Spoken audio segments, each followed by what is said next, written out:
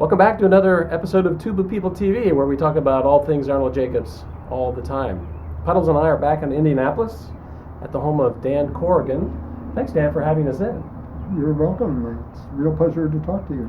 Dan was the tubist of the Indianapolis Symphony for 37 years. I was with Denver 2 years before that. Denver 2 years before that, and also you were tubist with the Grand Park Symphony for 26 years. 26 years, and then also in the Civic Orchestra in Chicago, and studied with Mr. Jacobs. Mm-hmm. I'm wondering if you can tell me what was that first lesson? Do you have any memories of that first lesson back on South Normal Avenue?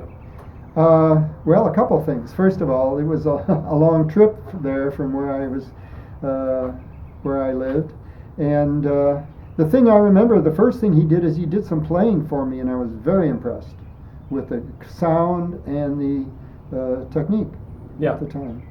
And he was the first lesson that I had was 2.5 hours long, and he worked at it until you got what he was trying to get across. So he would keep you until you got right. Until you got it right. Wow, that's great. And this is, you were telling me off camera that this was 1951. Right.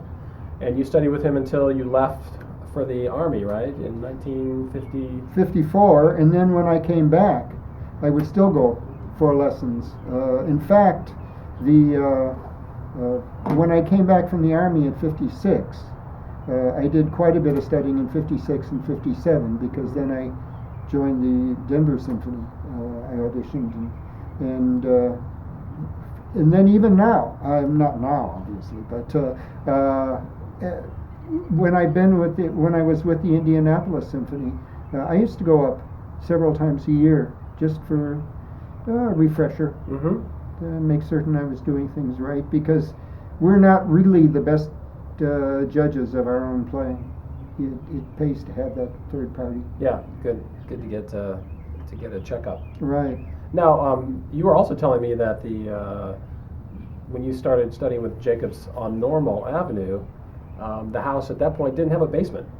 It had the basement, but it had the basement. Oh yeah, it had the basement. It's just that it wasn't set up for teaching at the time. All right. I have no idea what was on down there, because as you knew, it was a rather cluttered place after too. Was it cluttered back then? Oh yeah. In the upstairs, yeah. Okay. In fact, it was kind of a joke, but his idea of cleaning the basement was just taking everything and moving it from one side to another. Wow. And Mrs. Jacobs was there. Right, and the mother-in-law. Miss Jacobs' mother. Yeah. And several dogs too. Several dogs. Schwepsy was the last Schwepsy, one. yeah, I remember that name. And it would take you up to 2 hours to get from your apartment or your house in Chicago to get down to Normal. I would take the subway to get a streetcar, and then I'd take a streetcar to get to a bus and come up Normal Avenue. Come up 87th Street to Normal Avenue, and then walk a block and a half. Wow, that's a long ride. Yeah. I always tell my students that it took me an hour just to get from Evanston down there on the train, but 2 hours I think is definitely. Well, actually where I lived was 3200 North, which wasn't as far as Evanston, but there was no direct route. Right.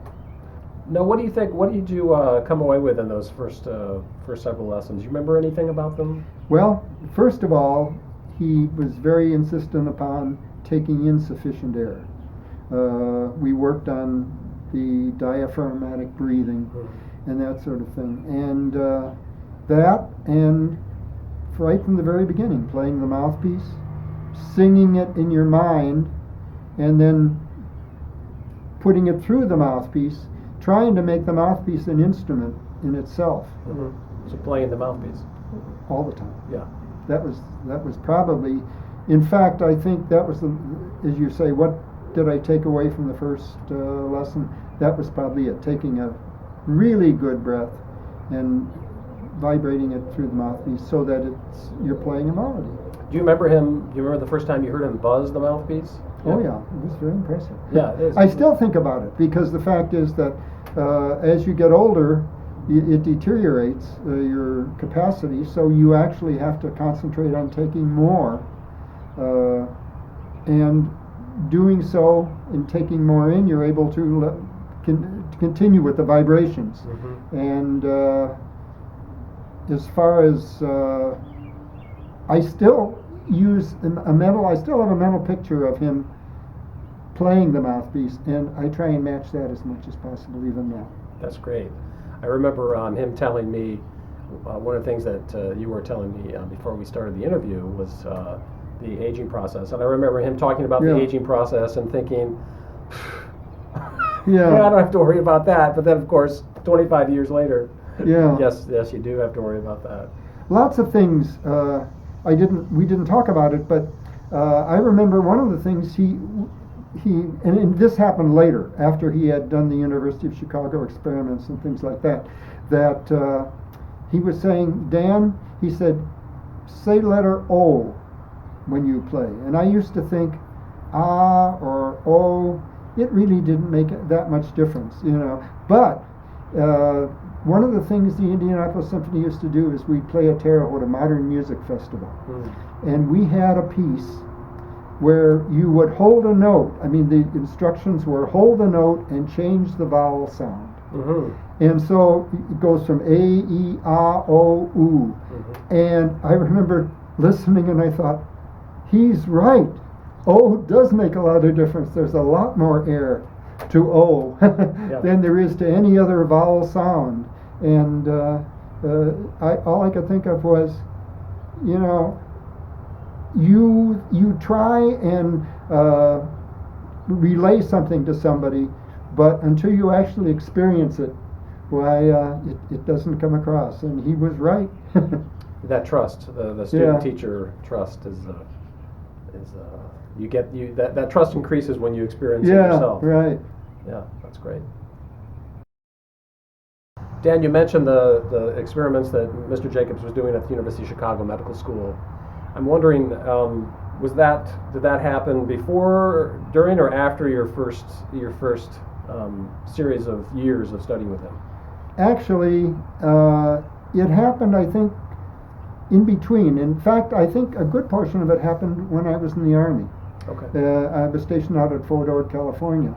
And the thing I do remember was the fact that when I came back, I thought he was far more analytical in his approach. He would explain, and you learned about breathing, you learned about full capacity, you learned about the intercostal muscles and things like that. But he was able to explain it more, get to the source of it more after he went through those experiments, because I think he had the idea, and this was just proof that his ideas were right. And in doing so, he was able to explain it much more efficiently in a shorter time. He probably could have, in an hour, covered what he did, in 2.5 hours in that first lesson.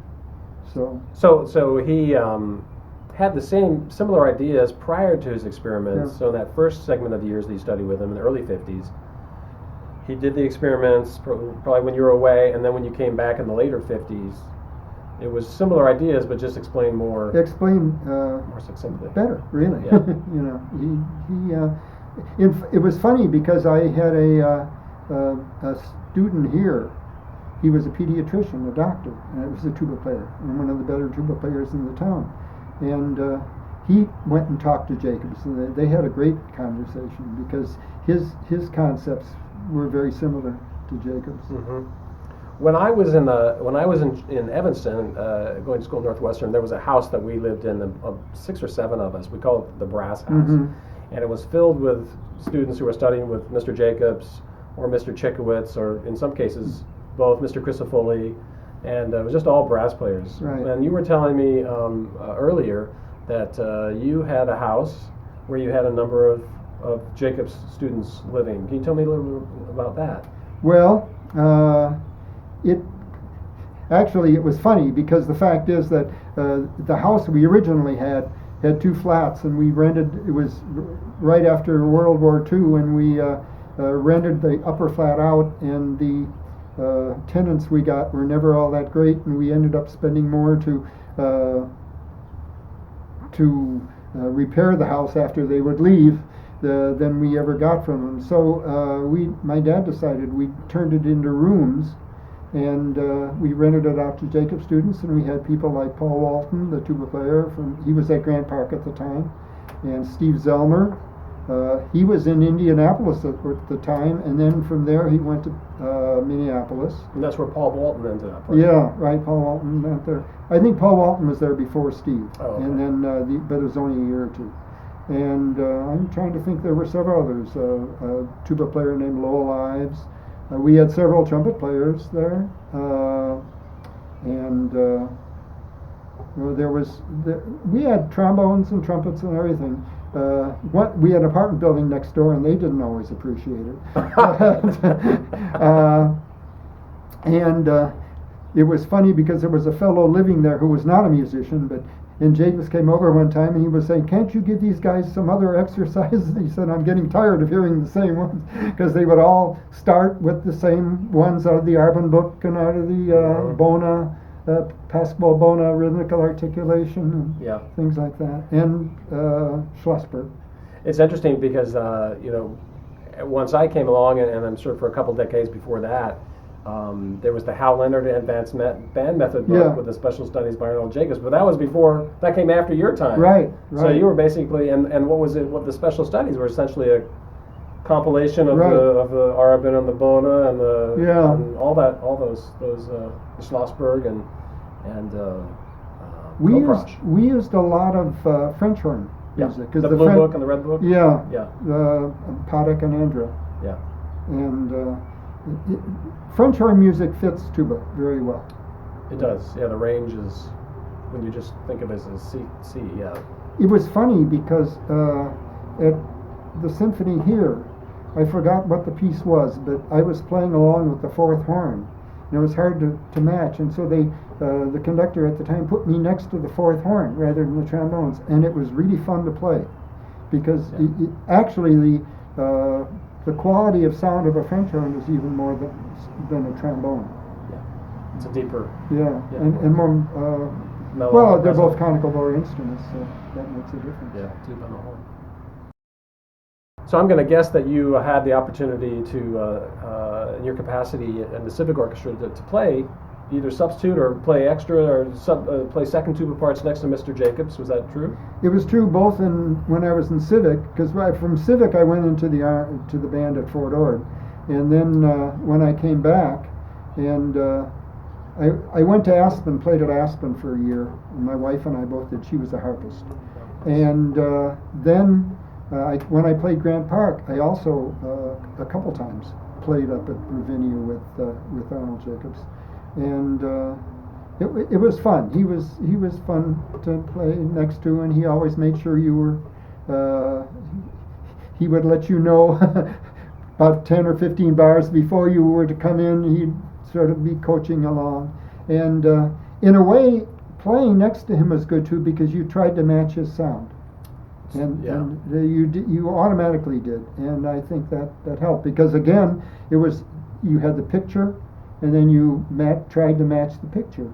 And one of the theories I think he had was the fact that if you have the right picture in your mind and concentrate on that picture of the sound, the singing, that the body will necessarily do the things that are necessary to reach that goal. Mm-hmm. And that was something that I think you were asking in the previous session about the difference between his earlier teaching and his later teaching, and I think he developed more thinking of the sound, thinking of what you want to put out, and that the body then will accommodate it.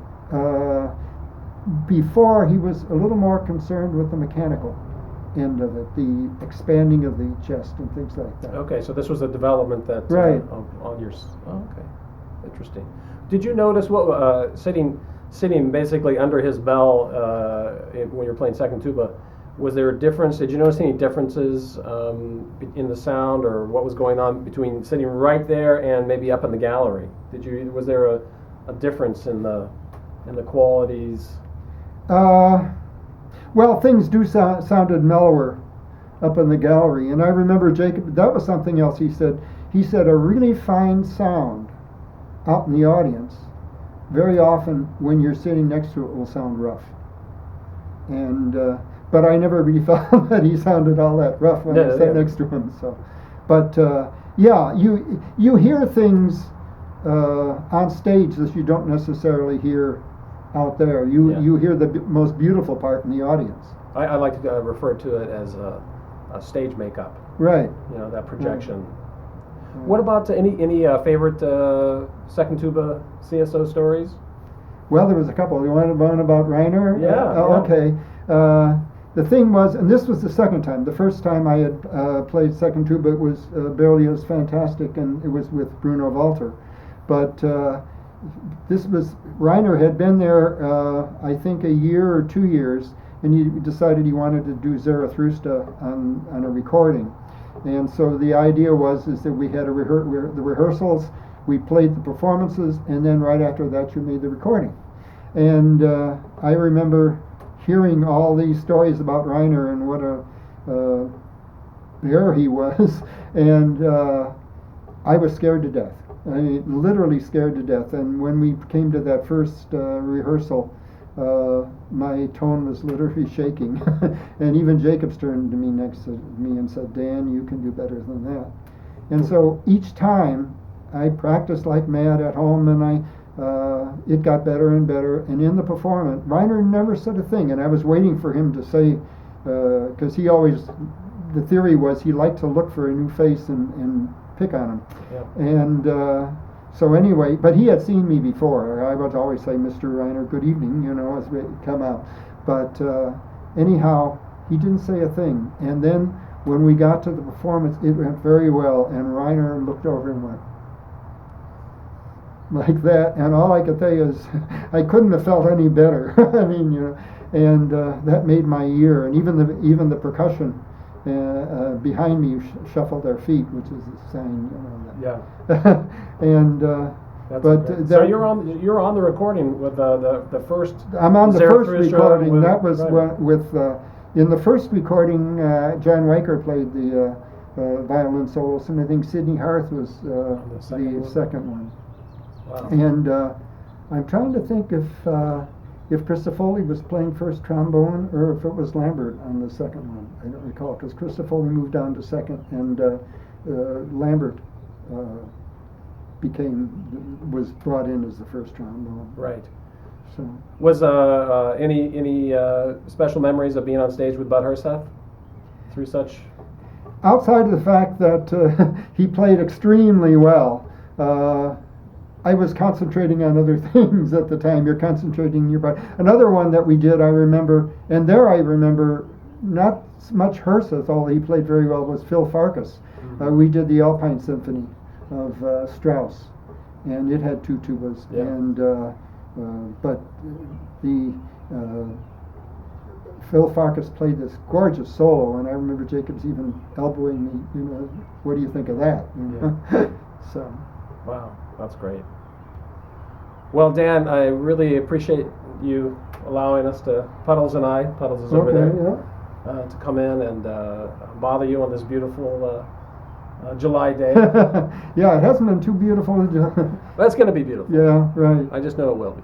It's good lighting for this video, I hope. In Ireland, they would call this a soft day. There you go. There you go. But Puddles and I would like to present you with this match set of University of Oregon shopping bags. Thank you very much. Reusable for all of your shopping needs. Right. As a token of well, thank you very much. And we've been up to Oregon a couple times, but I've never been to the university. Well, if you ever come to Eugene, okay, right, we'll be in touch. Thank you very much. Yeah, thank you. Now back to you.